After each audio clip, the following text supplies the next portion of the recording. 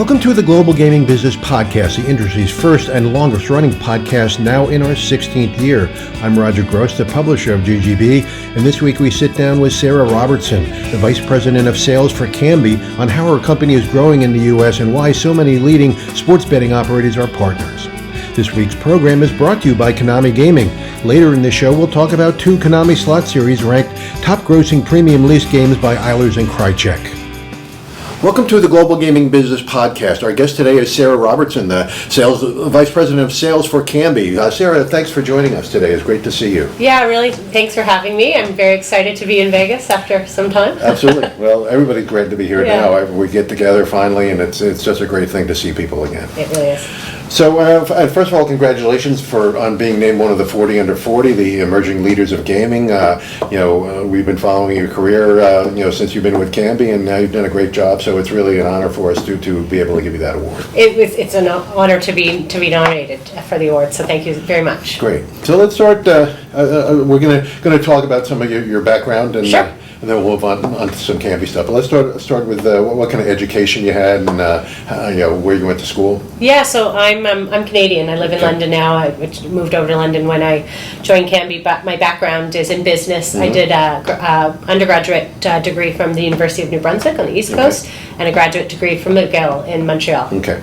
Yeah, so all Canadian universities. Yes. I knew some people who went to McGill years ago when I was young, and I always wanted to go up there, but never. Montreal's a very fun place to live. That's what I hear. Yeah. But what was your history after you got out over there? What kind of work? Yeah, I actually started working in gaming right after university. Okay. I don't want to age myself here, but I've been working in gaming for quite a few years. I started my career at a company in Montreal called Income Access. Mm-hmm. They do it. So you do your work for. I'm forgetting her name. Nikki Senor. Nikki Senor. Yes, I worked very closely alongside her for many years. So I worked there just around 7 years doing business development and sales there as well.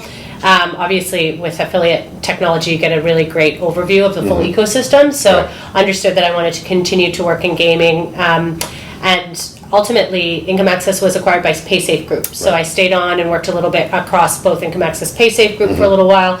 And then in 2018, PASPA had been repealed, and I kind of identified that there was definitely going to be a kind of niche market for me to be able to kind of springboard into sports betting, considering kind of my understanding from Income Access. So ended up taking a job with Kambi. They had offered me a job to go and do sales in Europe, but focusing on North America, because at that time, we actually didn't have a U.S. office. We've since obviously opened up quite an extensive office, and I've been working at Kambi for just over 3 years now. Okay. So why'd you get involved in gaming to begin with? I mean... That's a great question. It was really kind of an exciting space in Montreal at the time, and it was something where, it was a lot of young people working. I really liked technology sales, so it really, I kind of, even at that stage before PASPA was repealed, really understood that there was a great opportunity for a lot of growth in the gaming sector. The gaming sector is obviously very diverse. There's a lot of opportunities, and it's really fast moving. So that's really what drove me to that initially. Yeah, and that's why we're all in it, because it's a very, very exciting industry to be in, for sure. Yeah, and I would say from a technology standpoint, ultimately, I think gaming is in the forefront of a lot of technology in a lot of ways, especially sports betting. So that's what really ultimately drew me to Kambi is, working from an affiliate perspective, you kind of are at a surface level of really what the ecosystem looks like. Whereas, where Kambi is in the value chain, you actually have a lot of different touch points at different parts of the value chain. So that was really interesting for me, looking at data flows, looking at how we build a software, how we kind of make that software available to end users via our operator partners has been really interesting to learn over the last few years. Okay, great. So who were some of your mentors? I imagine Nikki was one. Nikki was definitely actually my original mentor. Nikki and Serafina.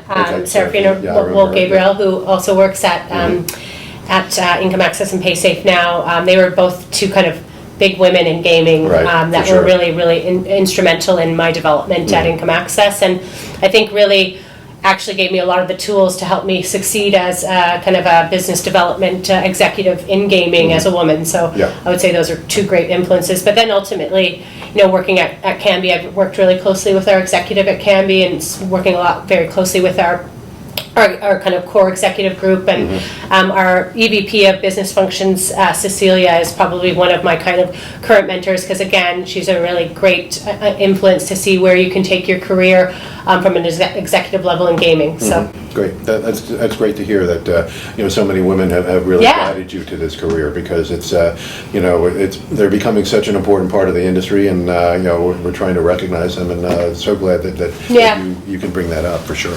So what kind of advice would you give to young people starting out in the industry, especially young women? Yeah, I mean, that's a great question. I would say, I think that there's unlimited kind of possibilities in gaming. You really need to find what interests you and find good mentors. I think that really helped me kind of develop what I wanted to do as a young person out of school. I didn't go in with the intention of wanting to focus on business development or sales, but really found my skill set in that. And that was helped via mentorship. And there's a lot of great women in gaming who offer up time to other young women in gaming to help develop skill sets and to help understand kind of the gaming space. So I would say, start somewhere, start anywhere. Ultimately in today's day and age, you all can change focus and direction. And like I said, gaming gives you a really great kind of playing field to be able to find what works for you. Sure, absolutely. So let's talk about Kambi.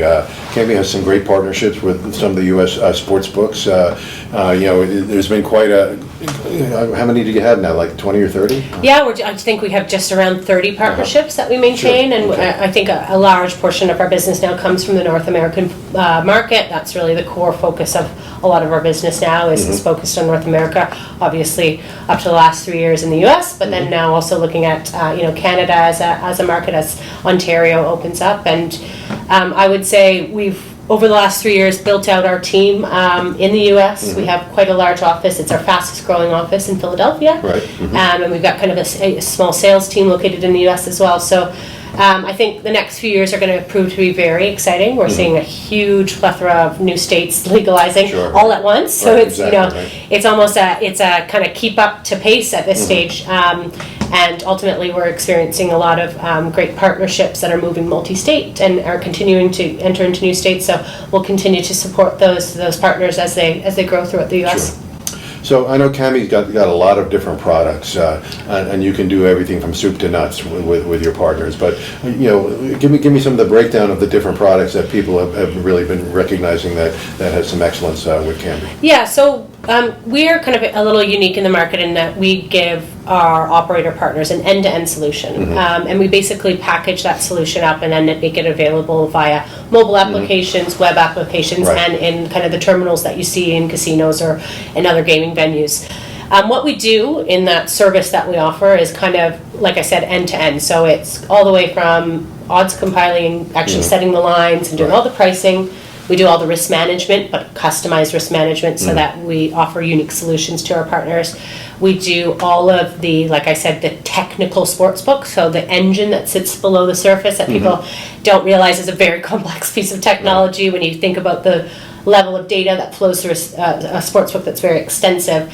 And then, like I said, we package it up to different UIs so that people can consume it in the way that they want to consume it. Because ultimately, we recognize that our partners all have very different, unique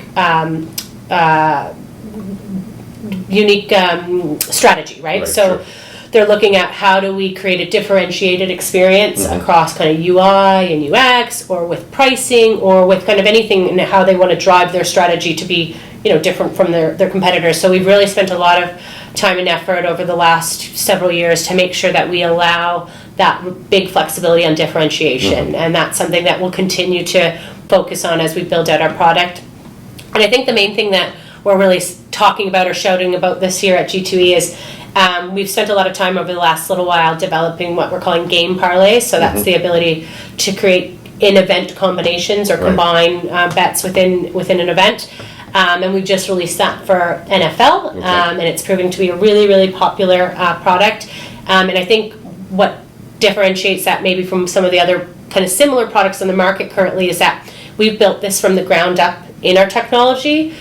So we haven't just kind of taken it as an add-on product. We've built it up from the ground up. So because of that, that's going to give the consumer the ability to really combine anything in a sportsbook. So you can come in, you can build your bet within the match in NFL, and you can add on an MLB bet. You can add on, so it's kind of limitless. And I think from a consumer perspective, the feedback that we're getting is that this is kind of a big deal for being able to have ultimate freedom. Right. And, ultimate freedom is something that we really strive towards for our consumers. Right.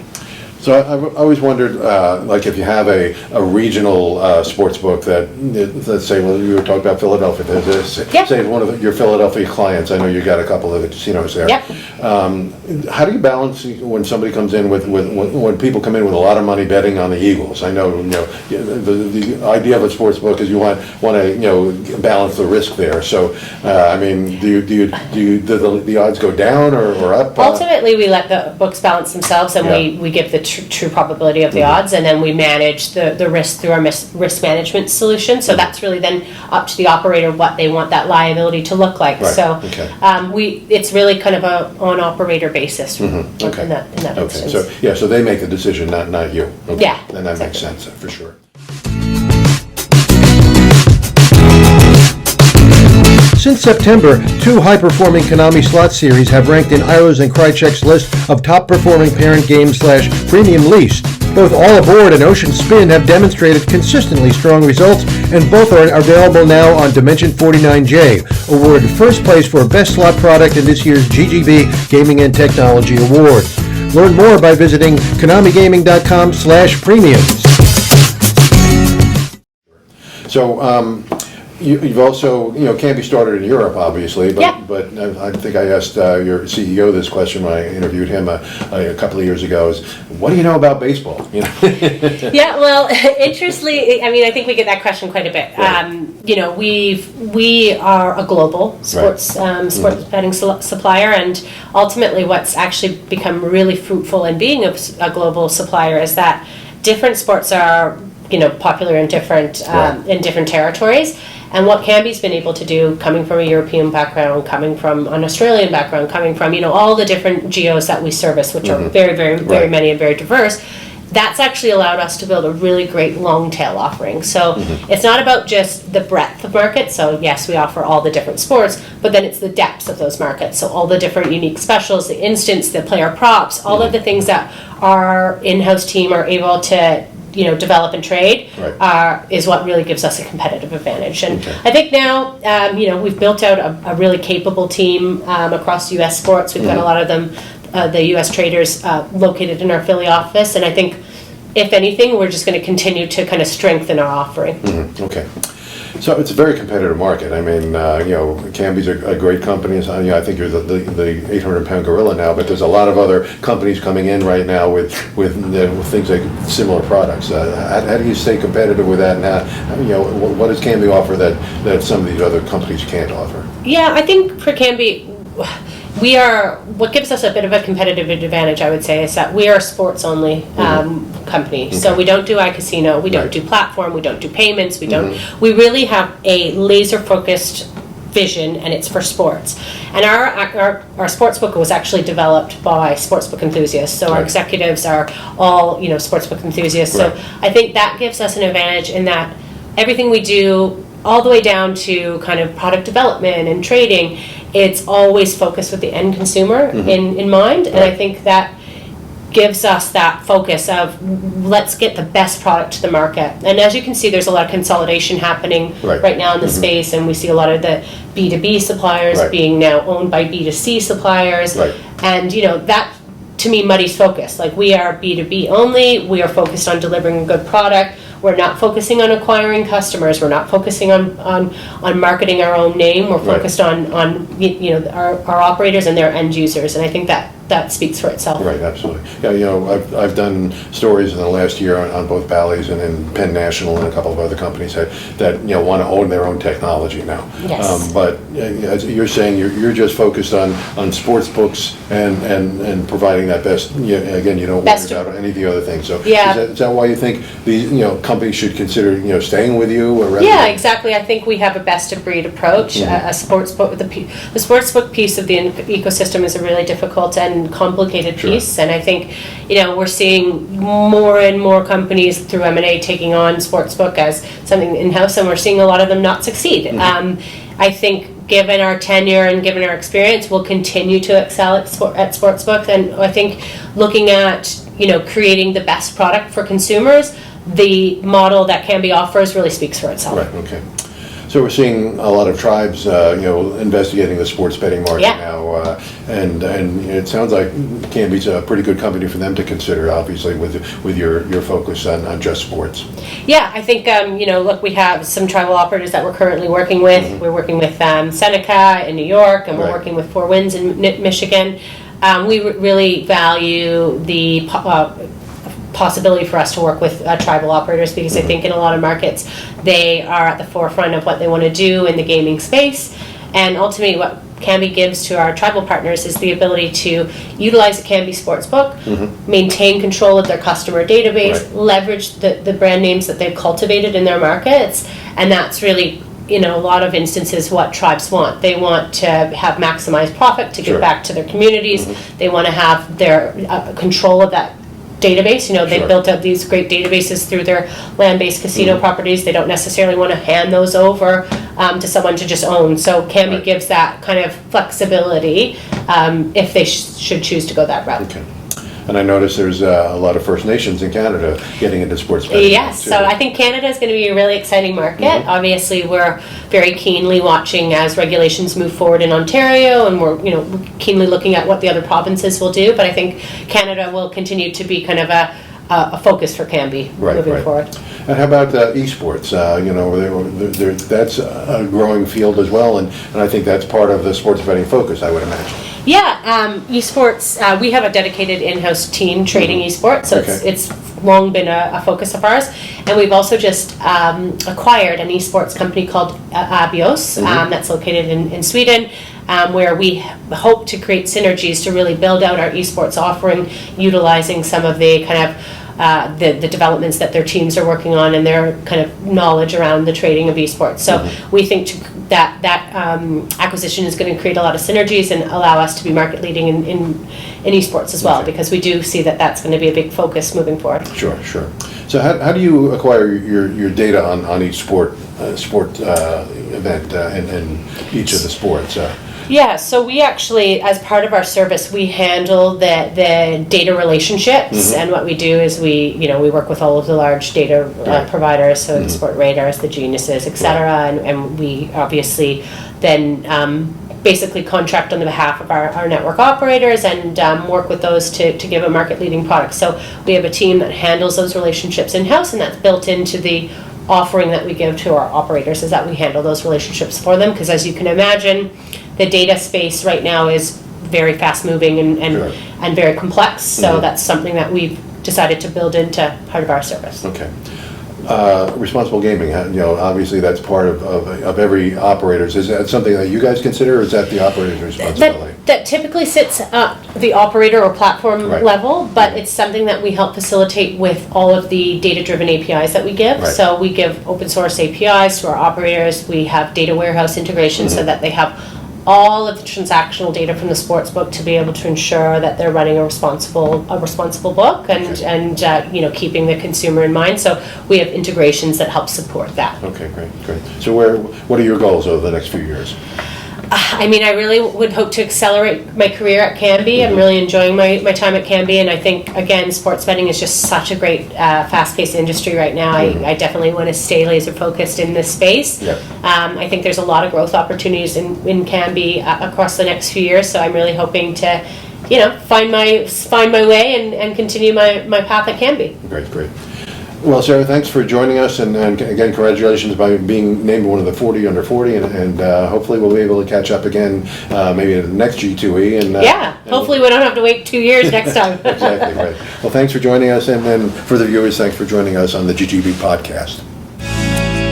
Hope you enjoyed this week's podcast with thanks again to Konami Gaming. Visit KonamiGaming.com/premiums for more on this year's top slot product, Dimension 49J. To learn more about sports betting platforms and what they offer, visit GGBmagazine.com.